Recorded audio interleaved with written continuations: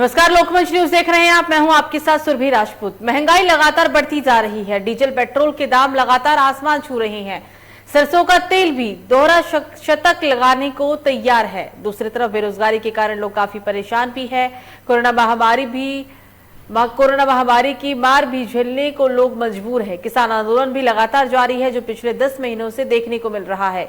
इन सभी मुद्दों को लेकर जनता बेहद परेशान चल रही है और इसी पर आज हम बातचीत करेंगे। हमारे साथ मध्य प्रदेश के अलग अलग जिलों से संवाददाता जुड़ने वाले हैं। उनसे जानने की कोशिश करेंगे कि इस बढ़ती महंगाई में क्या कहना है लोगों का, क्योंकि जिस तरीके से महंगाई ने लोगों की कमर तोड़ी है, महंगाई के कारण लोगों का जीना दूभर हो गया है। डीजल पेट्रोल के दाम हर दिन आसमान छू रही हैं। सरसों का तेल, कच्चा तेल अब 200 रुपए प्रति लीटर तक बिक रहा है। बेरोजगारी के कारण भी लोगों की समस्या काफी बड़ी है, क्योंकि एक तरफ पूरे देश में महामारी का दौर और इस दौरान काफी लोग बेरोजगार भी हुए। बेरोजगारी के कारण लोगों का जीना दूभर हो चला है।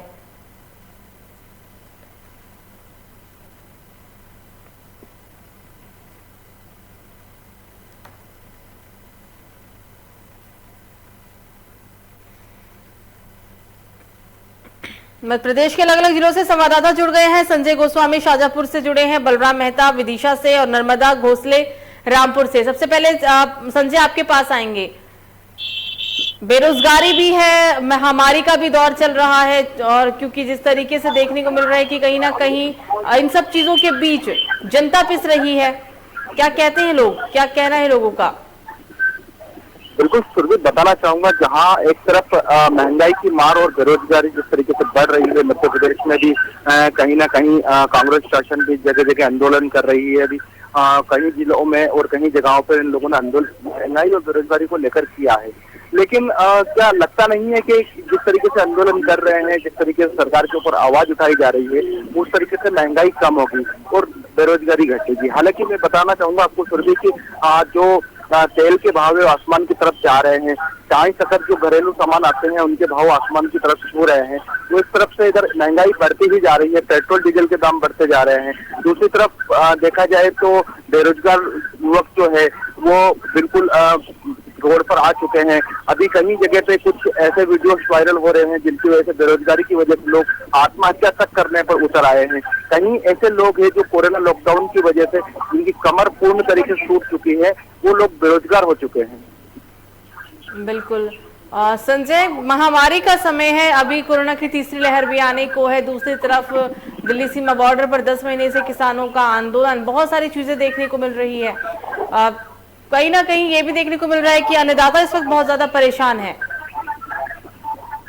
जी बिल्कुल सुरभि, जिस तरीके से किसान के मुंह के आगे की थाली छीनने का टाइम हो चुका है, क्योंकि एक तरफ जहां किसान की पूर्ण तरीके से फसल पककर कंप्लीट होने की कगार पर है, वहीं दूसरी तरफ कुदरत की मार जो उनके ऊपर पड़ रही है, बारिश की लगातार होने की वजह से फसल कंप्लीट होते हुए खेत से बाहर नहीं निकाल पा रहे हैं किसान।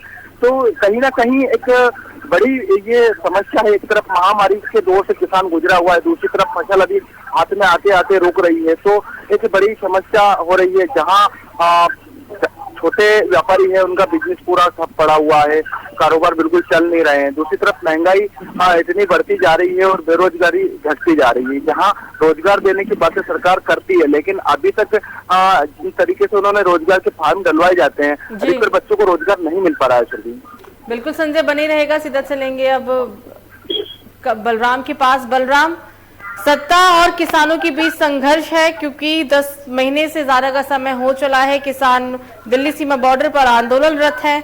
कोई बातचीत की संभावनाएं नहीं दिख रही है। हालांकि शुरुआती दौर में 11-12 से दौर की बातचीत जरूर हुई थी। समाधान कैसे निकलेगा? जी क्या है कि जब सरकार कांग्रेस की सरकार आई थी, इस समय कई वादे किए थे किसानों के हित में, बेरोजगारी के हित में और महंगाई के।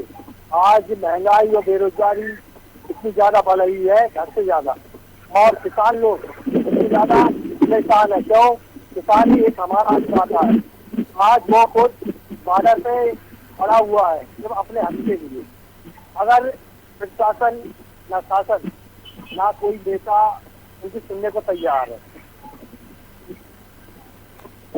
बिल्कुल बलराम, लेकिन जब बीजेपी आई थी सत्ता में, जब केंद्र में बीजेपी की सरकार बनी थी, तो उस वक्त बीजेपी का नारा यही था, अच्छे दिन आएंगे। बहुत सारे स्लोगन वायरल हुए थे उस वक्त। लेकिन अब 7 साल हो चुके हैं केंद्र की सरकार बने हुए, बीजेपी केंद्र में है और तमाम कई सारे राज्य ऐसे हैं जहां पर बीजेपी की सरकार है। मौजूदा में मध्य प्रदेश में बीजेपी की सरकार है, तो वो स्लोगन अब कहाँ गया, अच्छे दिन आएंगे वाला? अच्छे दिन वाले सुरभि जी, कोई भी एक अच्छा दिन नहीं आया पर उन्होंने जो वादे किए थे आज तक एक वादे पर कोई भी सत्य मतलब सही साबित नहीं हो सके, ना किसानों के हित में, ना बेरोजगारों के हित में, ना महंगाई के हित में। आज महंगाई की मार इतनी ज्यादा है, पेट्रोल डीजल और आपका खाने पीने की वस्तु है, हर चीजों पर इतनी ज्यादा महंगाई है कि आज आम आदमी उससे बहुत ज्यादा परेशान है। और सरकार की बात की जाए, 7 साल हो चुके बीजेपी को राज्य में आए हुए, केंद्र में राज्य में, अगर किसानों के हित में कोई भी कार्य नहीं किया गया है। मतलब आपकी बातों से तो बलराम यही लग रहा है कि शायद विदिशा की जनता खुश नहीं है। अब सीधा चलेंगे नर्मदा जी के पास। नर्मदा, अच्छे दिन आने का पहले बीजेपी सरकार नारा देती थी, मौजूदा सरकार बीजेपी की ही है राज्य के अंदर, लेकिन लोगों की क्या राय है? क्योंकि जैसे अभी बताया बलराम ने कि लोग खुश नहीं है, लोगों का बुरा हाल है, अच्छे दिन वाला स्लोगन पता नहीं कहाँ गया, लेकिन रामपुर की जनता क्या सोचती है? जी मैं बताना चाहूंगा, थोड़ी सी मिस्टेक है, ये रायपुर से, मैं छत्तीसगढ़ रायपुर से आपको हाल चाल बताना चाह रहा हूँ। रायपुर के हालात ये हैं, बहरहाल यहाँ पे कांग्रेस की सत्ता है। एक समय था कुछ सालों पहले जब केंद्र में कांग्रेस की सत्ता हुआ करती थी, यही बीजेपी बैलगाड़ी या साइकिल से लेकर साइकिल से प्रदर्शन करने 1 रुपए के डीजल और पेट्रोल के 1 रुपए की बढ़ोतरी को लेकर ये अनशन अनाप शनाप प्रदर्शन करने पे उतारू होते थे। आज वही बीजेपी के लोग जो केंद्र की सत्ता संभाल रहे हैं, वो आज पेट्रोल के हालात ये हैं कि 100 के पार पहुंच चुका है। महंगाई ने लोगों की कमर तोड़ दी है। छत्तीसगढ़ में ताजा हालात ये है कि 100 से पार पेट्रोल की कीमतें जाने को तैयार है। लेकिन 1 रुपए का अंतर अगर होता है तो आम आदमी के बोझ में सर्वे के हिसाब से 151 रुपए का अंतर पड़ता है। आज यहाँ 100 रुपए का पेट्रोल की कीमतें हैं। लोगों की कमर टूट चुकी है, लोग गले तक महंगाई के बोझ पे दब चुके हैं, डूब चुके हैं। ये हालात है। बहरहाल छत्तीसगढ़ की स्थिति काफी नाजुक बनी हुई है, रोजगार की कमी है, युवा परेशान है, तमाम तरह के वैकेंसियां बंद हैं, स्थगित हैं। ये सारी तरीके से जनता, छत्तीसगढ़ की जनता, रायपुर की जनता परेशान है। जी बिल्कुल, बेरोजगारी का भी आपने जिक्र किया, अन्नदाता यानी किसान भी काफी परेशान है और कुछ मिला जुला ही हाल बताया है आपने। आपका साफ तौर पर कहना है कि जनता काफी परेशान है, लेकिन एक बात तो तय है नर्मदा की, चाहे सरकार किसी की भी है, ना हालात तब बदले थे ना आज बदले हैं। जी, हालात ना तब बदले थे ना आज। महंगाई एक ऐसी काया है, जो ऐसी स्थिति बन चुकी है जैसे काया बदलती है, आत्मा अमर है। पूरे देश की बात करें तो ये जुमला होगा, हंसने वाली बात है। हालांकि मैं आपको बताना चाहूंगा, ये काफी गंभीर मसले पर हम बात कर रहे हैं, लेकिन महंगाई के लिए ये कहा जा सकता है कि महंगाई से शरीर बदल पा रही है, आत्मा वही की वही है, महंगाई वही है, लोग वही परेशान हैं, वही स्थिति है। बात मैं बताना चाहूंगा कि अगर किसानों की बात की जाए तो किसान छत्तीसगढ़ में हमेशा से बेहाल ही रहा है। लोग आत्महत्या को आमादा है, आत्महत्या करने को किसान मजबूर है। कभी नान घोटाले और बहुत सारे खाद घोटाले, इस तरह के घोटालों ने जहां एक तरफ किसानों की मजबूरी बढ़ा दी है, बेबसी बढ़ा दी है, वहीं दूसरी तरफ खाद की किल्लत हमेशा से बनी रहती है।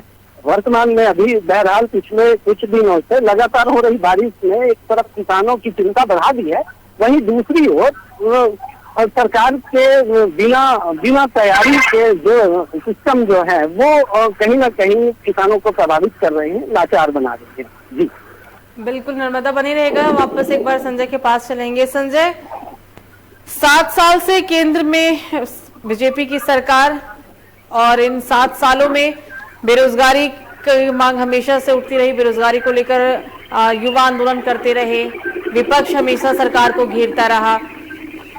कई राज्यों में चुनाव हुआ, चुनाव की तैयारी की गई, मौजूदा समय में भी 5 राज्यों में चुनाव होने हैं 2022 के अंदर, उसकी भी तैयारी चल रही है। लेकिन बीजेपी और जो राज्य सरकारें हैं वो जनता के लिए क्या सोच रही है? सभी को ये लगता है कि चुनाव करना है, चुनाव होना है, हमें जीतना है, तैयारियां होनी चाहिए, प्रचार प्रसार में कोई कमी नहीं होनी चाहिए। लेकिन इन लोगों को ये क्यों नहीं लगता, जो राज्य मंत्री हैं हमारे, कि जनता के लिए भी क्या सोचना चाहिए? क्योंकि आप जब जनता के बीच जाएंगे वोट के लिए तो क्या बोलकर जाएंगे, या फिर क्या उनसे बात करेंगे? किस आधार पर एक बार आप फिर से बोलेंगे कि आप हमें आने दीजिए सत्ता में? संजय। बिल्कुल श्रवित, सही बात है। पिछली बार 14-15 महीने की सरकार कांग्रेस की रही है, उन्होंने भी जुमलों की सरकार बनाकर रखी थी। जुमले उन्होंने बड़े बड़े दिए थे कि 2 लाख का कर्ज किसानों का हम माफ करेंगे, और 2 लाख का कर्ज माफ करने की जगह पे आज किसानों की हालत ये हो चुकी है कि सारी बैंकों को डिफॉल्ट हो चुके हैं। बात कर रहे हैं बीजेपी की, तो जो राज्य मंत्री वाली आपने बात की है, सही बात है। कहीं ना कहीं सरकार वादे तो बहुत बड़े बड़े करती है और दावे भी बहुत बड़े बड़े होते हैं, लेकिन कहीं ना कहीं जमीनी लेवल पर कोई भी नेता नहीं पहुंच पाता चुनाव जीतने के बाद में। हालांकि बात करें कि जहां राज्य मंत्री जी का क्षेत्र है और जहां बड़ी सौगात यहाँ क्षेत्र को लेना चाहिए, तो मैं यही कहना चाहूंगा अपने चैनल के माध्यम से कि यहाँ पे आज जो कंडीशन है, जिस तरीके से लोग परेशान हैं, उनको रोजगार की व्यवस्था करवाए, कहीं ना कहीं एक बड़े इंडस्ट्री एरिया को या फैक्ट्री को यहाँ पर लागू करवाए ताकि लोगों को रोजगार मिले। तो एक आज सबसे बड़ी जो दिक्कत है वो बेरोजगारी की है। दूसरा सुरवीर बताना चाहूंगा कि सबसे बड़ी समस्या क्या आ रही है कि 2020 में लॉकडाउन हुआ था, उस लॉकडाउन के बाद से 2021 तक पूर्ण तरीके से कमर टूट चुकी है। बड़े व्यापारियों के पास पैसा है, ऑलरेडी वो अपना काम कर रहे हैं, लेकिन मध्यम वर्ग के जो व्यापारी हैं, जैसे कि फ्रिज सुधारक व्यापारी है, आपका इलेक्ट्रिक व्यापारी है, या फिर कोई छोटा मोटा दुकानदार है, ये व्यापारी की एक हालत इतनी गंभीर हो चुकी है कि उनके बिजनेस बिल्कुल ठप पड़े हुए हैं। यहाँ तक कि कहीं तरह की हमने देखा हुआ है कि जिले लेवल पर हमने देखा कई व्यापारी आत्महत्या करने के लिए तैयार है, क्योंकि परेशानियां इतनी बढ़ चुकी है व्यापारियों की कि उनके पास में बिजनेस नहीं है। जब पैसा नहीं रहेगा तो बिजनेस कहाँ से बढ़ेगा, क्योंकि पूर्ण तरीके से कोरोना ने तोड़ चुका है, रोजगार को खत्म कर चुका है, बड़ी समस्याओं का सामना लोगों को करना पड़ रहा है। अब इस बीच में सरकार को नए जुमले पैदा करके और नई तरीके से जातिवाद के नाम पर अपना चुनाव जीत जाती है, लेकिन निचली जनता के बारे में कभी भी सरकार नहीं सोचती है, चाहे वो कांग्रेस हो चाहे वो बीजेपी हो। बिल्कुल संजय, जब मुख्यमंत्री राज्य का दौरा करते हैं, जनसभा को संबोधित करते हैं, तो कई सारी परियोजनाओं का जिक्र किया जाता है और जनता को सौगात दी जाती है, लेकिन उन परियोजनाओं को लागू कितना किया जाता किसी को नहीं पता। जब चुनाव के दिन नजदीक आएंगे, जब वापस प्रचार प्रसार एक बार फिर से तेज होगा, तो कागजी तौर पर बहुत सारी परियोजनाओं को गिनवाया जाएगा, विपक्ष हमला भी करेगा, लेकिन क्या सिर्फ कागजी तौर पर ये परियोजनाएं हमेशा से सिमटती रहेंगी या फिर वास्तविक में लोगों को लाभ मिल सकेगा कभी? बिल्कुल सुनील, बहुत अच्छा सवाल है आपका। आपके सवाल का मैं बस इतना ही कहना चाहूंगा कि सरकार योजनाएं तो बहुत चालू कर रही है। मैं बताना चाहूंगा आपको, उज्ज्वला योजना चल रही है। उज्ज्वला योजना के लिए लोगों को गैस की टंकी वितरित की जा रही है, जगह जगह उसका कार्यक्रम किए जा रहे हैं, लेकिन अगर देखा जाए तो जिन लोगों को योजना का लाभ मिलना चाहिए उन लोगों तक आज तक योजनाएं नहीं पहुंच पा रही है। क्यों? कि जो काम हो रहे हैं वो ऊपरी लेवल पर हो रहे हैं, जमीनी लेवल पर आज तक कोई काम नहीं हुआ।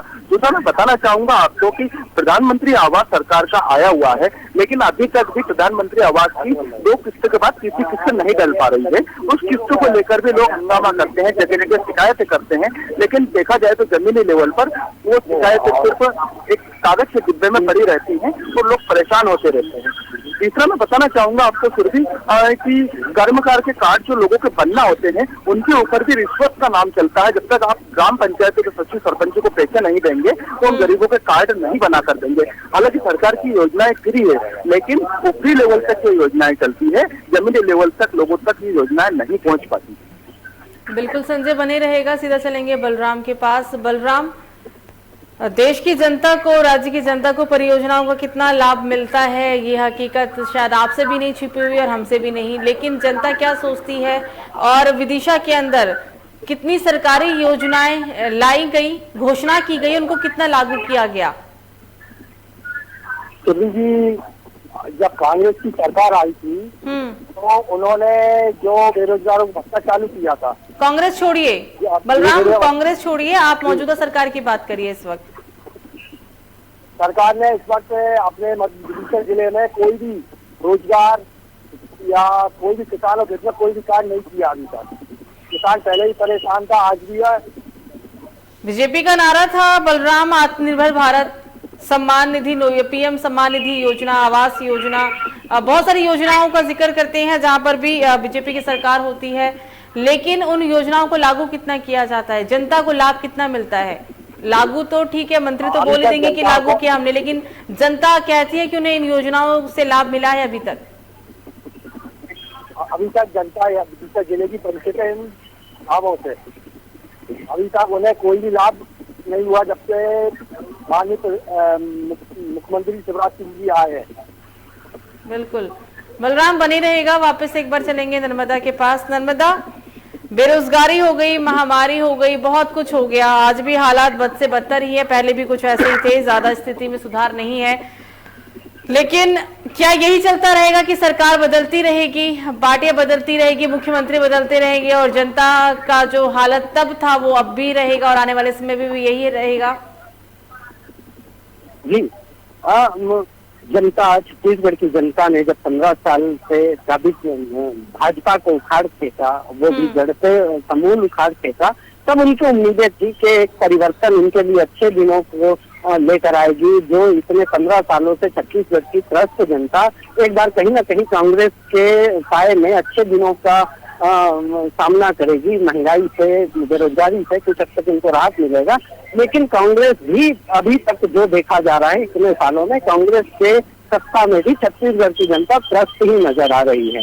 दूसरी ओर छत्तीसगढ़ में जो कांग्रेस में जो अंतरकलह जारी है, जो 2.5 साल की सरकार, जो माननीय भूपेश बघेल जी और सूबे के स्वास्थ्य मंत्री डॉक्टर टी.एस. सिंहदेव जी, इनके बीच जो चल रहा है, ये कहीं ना कहीं स्पष्ट तौर पर छत्तीसगढ़ की जनता को, छत्तीसगढ़ की राजनीति में इसका असर देखा जा रहा है। कहीं ना कहीं छत्तीसगढ़ शासन, छत्तीसगढ़ की सरकार ठोस फैसले नहीं ले पा रही है, जिसका खामियाजा निश्चित तौर पर छत्तीसगढ़ की जनता को झेलना पड़ रहा है। जी बिल्कुल नर्मदा, आप तीनों ही हमारे साथ बातचीत के लिए शामिल हुए, आप तीनों का बहुत बहुत शुक्रिया। संजय बने थे हमारे साथ शाजापुर से, विदिशा से बलराम थे और रायपुर से नर्मदा घोसले। हम बात कर रहे थे यहाँ महंगाई को लेकर, महंगाई लगातार बढ़ती जा रही है, डीजल पेट्रोल के दाम भी आसमान छू रहे हैं, सरसों का तेल भी अब दोहरा शतक लगाने को तैयार है, बेरोजगारी के कारण लोग परेशान हैं, कोरोना महामारी की भी लोग मार झेल रही है, किसान आंदोलन भी पिछले 10 महीने से दिल्ली सीमा बॉर्डर पर देखा जा रहा है, लेकिन इन सभी मुद्दों को लेकर जनता काफी परेशान भी दिख रही है। फिलहाल अभी के लिए मुझे दीजिए इजाजत, लोकमंच न्यूज़ पर खबरों का सिलसिला जारी रहेगा। नमस्कार।